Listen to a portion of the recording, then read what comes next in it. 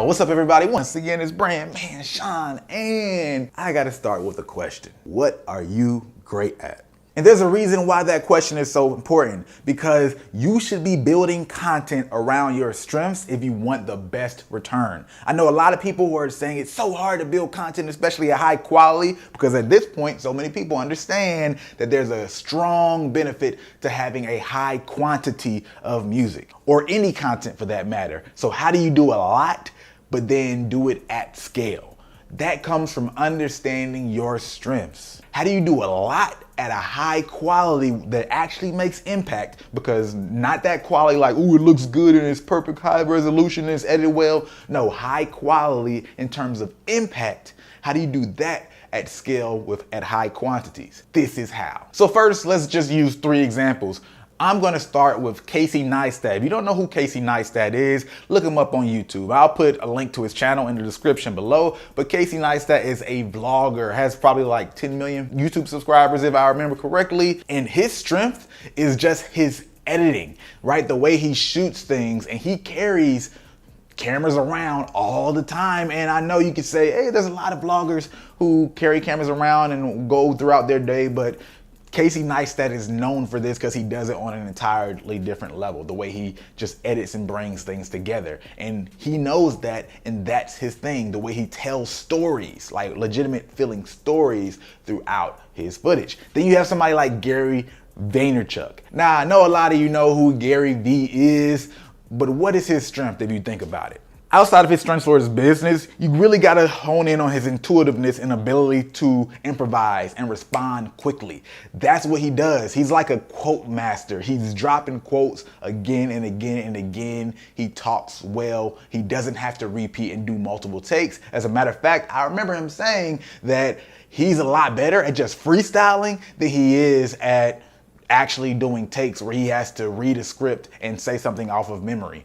He'll do that 50, 100 times before he finally gets it right. And he built his content around that strength. So if you wonder how Gary Vaynerchuk does such a high quality, step back and think about the fact that Gary V is actually doing nothing but living his life. He has somebody carrying a camera around, following him, right? He has people who edit his videos for Instagram. Yeah, he does his own copy and things like that, but so much of his content is really just generated from him living his life, and he's already going to these places where he's speaking on stage, he's going to meetings, and he's just being himself. So he is able to do a high quantity because he's just leveraging his strength, which is, I'm going to respond quickly. I get into these conversations in these instances.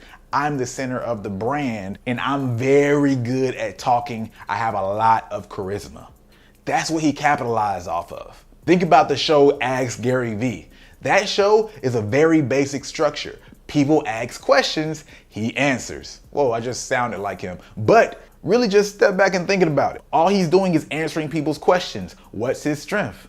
Answering questions, having conversation, charisma, responding quickly with great contextual answers.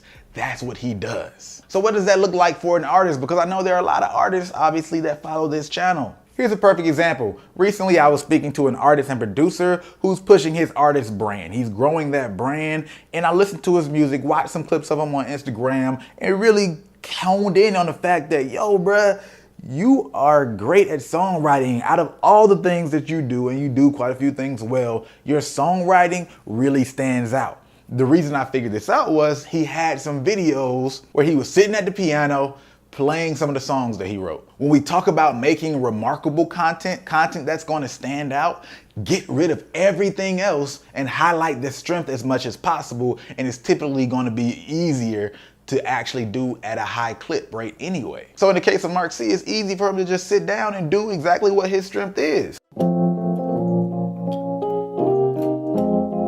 Part of me wanna wife you, half of me just wanna slide through. Part of me got a high IQ, and the other half got hella math issues. Like, look at you, how I'm supposed to add it up?